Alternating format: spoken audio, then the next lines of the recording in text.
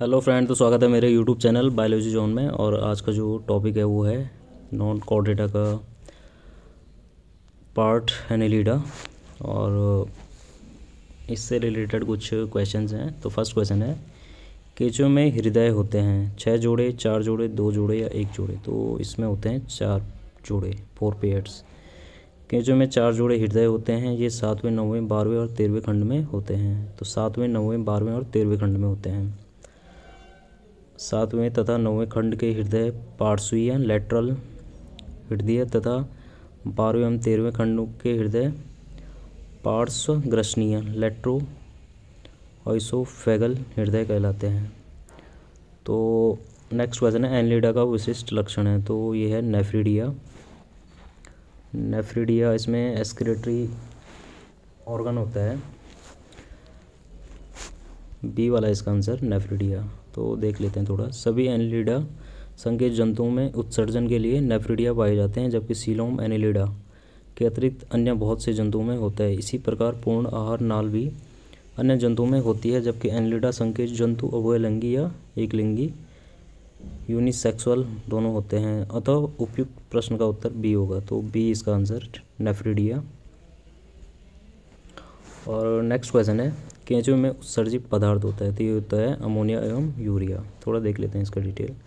केंचुए नाइट्रोजनी पदार्थों का उत्सर्जन म्यूकस तथा मूत्र के रूप में करते हैं। इनके मूत्र में मुख्य रूप से अमोनिया तथा यूरिया दोनों होते हैं। सामान्यतः यह यूरिया उत्सर्जित करता है, परंतु जब आर्द्रता अधिक होती है तो यह अमोनिया उत्सर्जित करता है।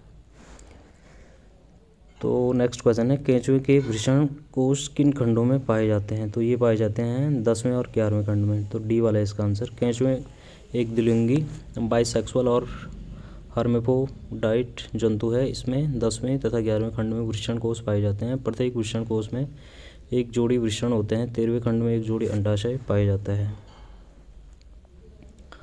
नेक्स्ट है, केंचुए में वृषण किस खंड में पाए जाते हैं। तो ये पाए जाते हैं 10वें और 11वें खंड में, ये वाला।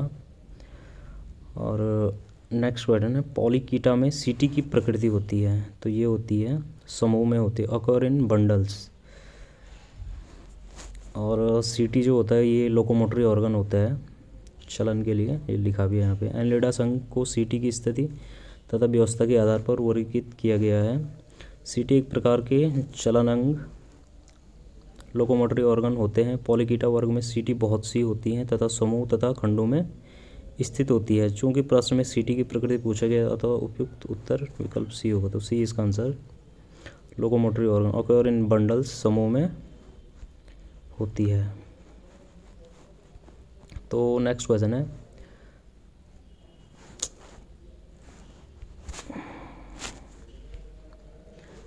पैरापोडिया द्वारा गमन पाया जाता है। तो ये पाया जाता है कुछ एनेलिडा जंतुओं में, सम एनेलिड्स। कुछ एनेलिडा जंतुओं में पैरापोडिया पाया जाता है जो गमन, श्वसन आदि कार्यों में प्रयुक्त होता है। पैरापोडिया में सीटी संख्या में अधिक होते हैं तथा समखंडों के पार्श्व में स्थित जोड़ीदार मांसल प्रवर्धों अर्थात पैरापोडिया में झुंडों में धसे होते हैं। उदाहरण अर्थात वर्ग पॉलीकीटा के सदस्य जैसे नेरिस, चिरोप्टेरिस या कीटोप्टेरिस आदि हैं। तो नेक्स्ट है, पैरापोडिया संबंधित है। तो ये है लोकोमोशन एंड रेस्पायरेशन से, गमन तथा श्वसन से। तो ये ऊपर दिया वाला क्वेश्चन। नेक्स्ट है, जोंक में चूसक पाए जाते हैं। तो ये पाए जाते हैं शरीर के अग्र व पश्च सिरे पर, anterior end posterior end of body. जोंक में शरीर के दोनों सिरों पर चूसक पाए जाते हैं। अग्र चूसक अग्र सिरे पर, पश्च चूसक पश्च सिरे पर। तो नेक्स्ट है, जोंक के क्रॉप में कितने कोष्ठ होते हैं। तो ये होते हैं 10। तो डी वाला इसका आंसर। थोड़ा देख लेते हैं इसका डिटेल। जोंक में क्रॉप इसके आहार नाल का सबसे बड़ा भाग होता है, जो कि इसके 9वें खंड से 18वें खंड तक फैला होता है। पूरे क्रॉप में 10 कोष्ठ एक क्रम में होते हैं। प्रत्येक कोष्ठ एक दूसरे से स्पेक्टर द्वारा अलग होते हैं। तो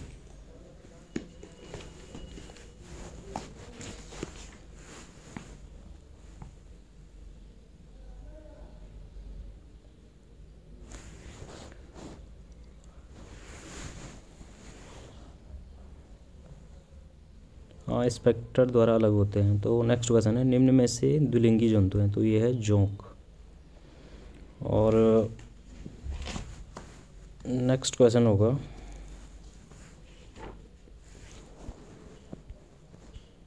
थोड़ा देख लेते हैं इसको। जोंक एक द्विलिंगी अर्थात उभयलिंगी जंतु हैं, परंतु इसमें परनिषेचन क्रॉस फर्टिलाइजेशन होता है। कौन द्विलिंगी जंतु हैं? तो ये है जोंक। बोट्राइडल टिश्यू तक पाया जाता है। तो ये पाया जाता है हिरुडिनेरिया या जिसको जोंक भी कहते हैं। तो ए वाला बोट्राइडल टिश्यू जोंक, हिरुडिनेरिया भी बोलते हैं इसको। तो ये एनेलिडा की क्लास हिरुडिनेरिया में आता है। जोंक या हिरुडिनेरिया में देहविति बॉडी वॉल की पेशीय स्तर के नीचे आहार नाल के चारों तरफ विशेष प्रकार के उत्तक पाए जाते हैं, जिन्हें बोट्राइडल उत्तक कहते हैं। ये उत्तक इनके सीलोम के लगभग संपूर्ण भाग में फैले होते हैं। तो ये इसी क्लास में पाए जाते हैं जो इसकी ये क्लास है।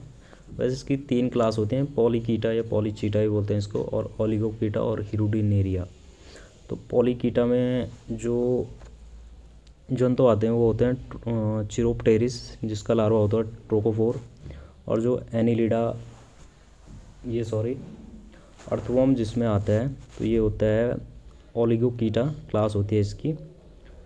और जो जिसमें हिरुडिन आता है हिरुडिन, तो ये क्लास होती है हिरुडिनेरिया, थर्ड वाली तो नेक्स्ट है हिरुडिनेरिया की प्रगुहा का अधिकांश भाग भरा होता है। Most of the coelomic space in Hirudinaria is filled with, तो ये होता है बोट्राइडल टिश्यू। ये ओनली सिर्फ इसी क्लास में पाया जाता है और पॉलीचीटा या ओलिगोचीटा में नहीं पाए जाते हैं।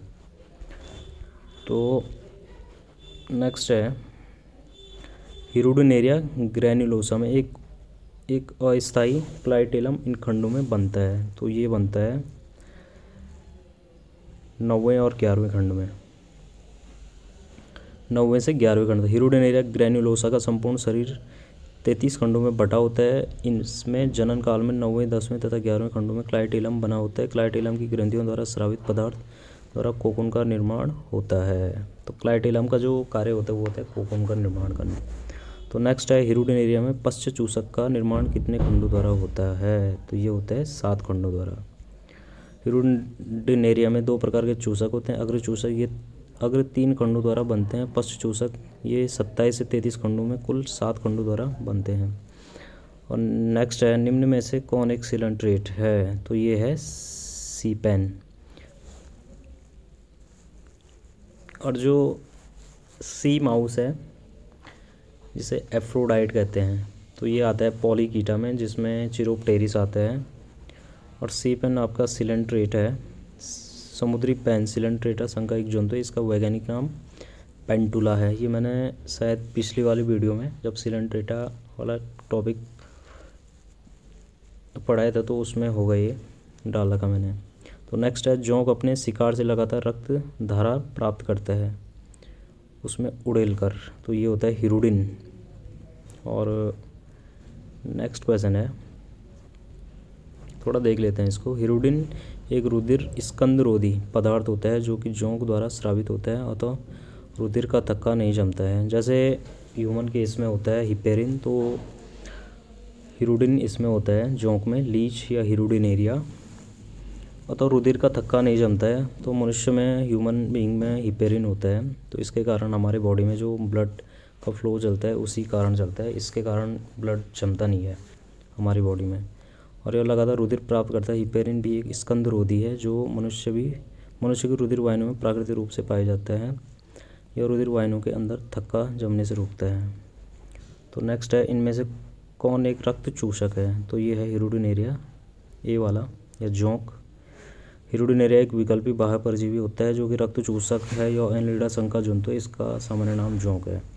तो नेक्स्ट है लीच में गमन किसके द्वारा होता है? तो ये होता है hydroskeleton.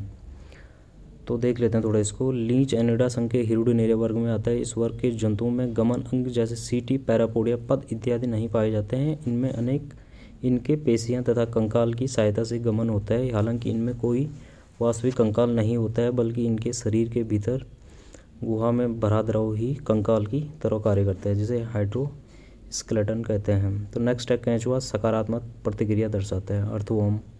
Earthworm response positively toward, तो ये होता है केमिकल रसायन के प्रति। केंचुए में विभिन्न प्रकार के संवेदनांग पाए जाते हैं। रसायन संवेदनांग या कीमो रिसेप्टर, यह विभिन्न रसायनों के प्रति सकारात्मक प्रतिक्रिया दर्शाता है। फोटो रिसेप्टर, केंचुआ प्रकाश के प्रति नकारात्मक व्यवहार प्रदर्शित करता है। केमिकल के प्रति करता है पॉजिटिवली और नेगेटिवली करता है लाइट। तो नेक्स्ट क्वेश्चन ये थोड़ा क्लीन नहीं आ रखा है। स्टेटोसिस्ट अंग है, तो ये है संतुलन का, बैलेंस। थोड़ा देख लेते हैं इसको। स्टेटोसिस्ट संतुलन से संबंधित संवेदनांग हैं, जो कि एनिलिडा, आर्थ्रोपोडा आदि संघ के कुछ जंतुओं में पाया जाता है। और नेक्स्ट है निम्नलिखित में से कौन सी कोशिकाएं केंचुए में वही भूमिका अदा करती हैं जो कशेरुकियों में यकृत करता है। तो ये होगा क्लोरोगोगन सेल्स, या क्लोरोगोगन सेल्स भी कहते हैं, कोशिकाएं भी कहते हैं। तो देख लेते तो केंचुए की रेणु पीत या क्लोरोगोगन कोशिकाएं, क्लोरोगोगन सेल्स कशेरुकियों वर्टिब्रेट्स की यकृत के समवर्ती होती हैं। तो ये लीवर के समान कार्य करती हैं, ये एनालॉगस समवर्ती। ये यकृत के समान ही ग्लाइकोजन तथा फैट का संग्रह करती है। तो हमारे लीवर में भी ग्लाइकोजन और फैट का संग्रह होता है। तो इसके अतिरिक्त ये कोशिकाएं उत्सर्जन से संबंधित कार्य भी करती हैं। ये रुधिर, देहगुहीय द्रव तथा आहार नाल से उत्सर्जित पदार्थों को अवशोषित करती हैं। तो नेक्स्ट है केंचुए की क्लोरोगोगन कोशिकाएं कशेरुकियों की किस रचना में कार्यों में समरूप होती हैं। तो ये होते हैं यकृत के समान, ए वाला लीवर इसका आंसर फर्स्ट। नेक्स्ट है हीमोग्लोबिन पाया जाता है इसके प्लाज्मा में घुला, तो ये होता है केंचुए के प्लाज्मा में घुला हुआ हीमोग्लोबिन। थोड़ा देख लेते हैं। हीमोग्लोबिन मुख्य रूप से कशेरुकियों के रुधिर में पाया जाता है, जो इनके लाल रुधिराणु में पाया जाता है, जबकि कुछ अन्य अकशेरुकी जंतु इनवर्टिब्रेट्स जैसे केंचुए में हीमोग्लोबिन इनके रुधिर प्लाज्मा में घुला होता है, इसी कारण इनका रुधिर लाल होता है।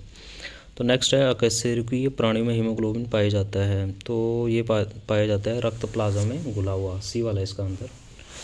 और नेक्स्ट है केंचुए में रक्त रंजक होता है, तो इसमें होता है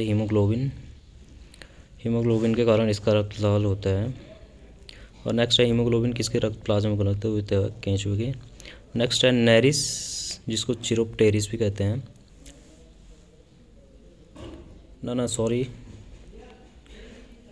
नेरिस को सैंडवॉर्म भी कहते हैं। नेरिस में हेट्रोनेरिस के रूपांतरण के दौरान क्या परिवर्तन होता है। तो ये होता है शरीर के पश्चिम भाग में बड़ी parapodia, enlarged parapodia in the posterior half of body, B वाला इसका आंसर।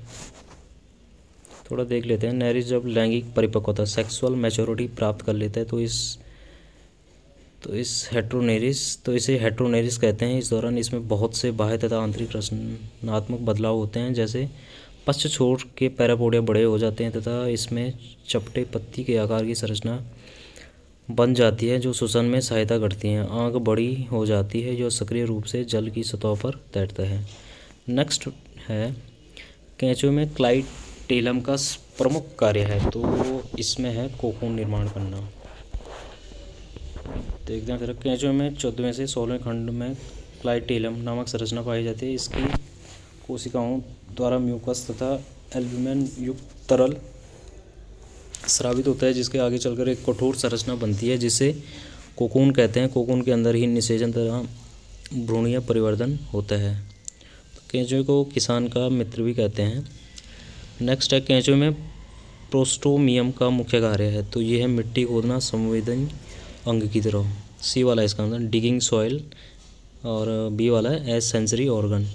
तो नेक्स्ट है केंचुए के मुख्य अग्रभाग पर प्रोस्टोमियम नामक संवेदनांग होता है, यह प्रकाश ग्राहक अंग एवं मिट्टी खोदने में सहायक अंग की तरह कार्य करता है। तो नेक्स्ट है केंचुए की आहार नाल में कौन सा भाग ग्राइंडिंग मशीन कहलाता है। तो ये होता है गिजार्डो कहते हैं ग्राइंडिंग मशीन। जी से याद कर लेना आप इसको, कभी आएगा तो एग्ज़ाम में क्वेश्चन। ग्राइंडिंग मशीन है ग्राइंडिंग मशीन, गिजार्ड जी करके याद कर लेना इसको। तो नेक्स्ट देख लेते हैं थोड़ा इसको। केंचुए में 8वें तथा 9वें खंड में गिजार्ड नामक संरचना होती है। केंचुए के आहार नाल में उपस्थित यह संरचना ग्राइंडिंग मशीन कहलाती है। इसमें मोटी मांसपेशियाँ क्यूटिकल युक्त रचनाएं होती हैं जिनकी सहायता से यहाँ पर भोजन के कणों को पीसा जाता है। तो नेक्स्ट है केंचुए में टिफ्लोसोल का कार्य है, तो ये भोजन तथा अवशोषण, ए वाला इसका आंसर डाइजेशन एंड ऑब्जर्वेशन। केंचुए में टिफ्लोसोल का कार्य भोज्य पदार्थों के पाचन तथा अवशोषण में सहायता करना है। टिफ्लोसोल के कारण आंतरिक एपिथेलियम का तल क्षेत्र कहीं गुना बढ़ जाता है, तो इससे टिफ्लोसोल से जो एब्जॉर्बेशन एरिया रहता है वो काफ़ी बढ़ जाता है। और नेक्स्ट है अर्थवर्म, केंचुआ, लीच और सेंटीपीड में क्या समानता है, तो सभी में नाल व तंत्रिका रुजु अधर में होती हैं। बी वाला इसका आंसर है वेंट्रल नर्व कॉर्ड, बी वाला, सभी में नाल व तंत्रिका रुजु अधर में होती हैं। तो ये लास्ट क्वेश्चन था। अर्थवर्म, लीच और सेंटीपीड सभी नॉन कॉर्डेट हैं। इनमें नाल व तंत्रिका रुजु नर्व कॉर्ड अधर वेंट्रल भाग में होती है, जबकि कॉर्डेट में यह पृष्ठ भाग में होती है। तो ये कुछ क्वेश्चन थे एनलिडा फाइलम से, काफ़ी इम्पोर्टेंट क्वेश्चन है ये। तो और इसमें एक लार्वा होता है ट्रोकोफोल लार्वा, तो ये होता है चिरोप्टेरिस का, जिसको नेरिस भी कहते हैं, नेरिस, चिरोप्टेरिस या सैंडवॉर्म। और इसकी 3 क्लास होती हैं, पॉलीचीटा, ओलिगोकीटा और हिरुडिनेरिया या हिरुडिनिया। तो क्वेश्चन कभी ये भी आता है सी माउस होता है जो, वो कौन से फाइलम का है, तो कौन से फाइलम की कौन सी क्लास का जंतु है, तो ये है एनलिडा की क्लास, पॉलीचीटा का, या पॉलीकीटा भी बोल सकते हैं इसको। और जिसको भी इन क्वेश्चनों की PDF चाहिए, मैं डिस्क्रिप्शन में टेलीग्राम चैनल की लिंक शेयर कर रहा हूँ, आप लोग टेलीग्राम चैनल ज्वाइन करके इसकी PDF ले सकते हो। और चैनल पे नहीं हो तो लाइक, शेयर, सब्सक्राइब कर देना।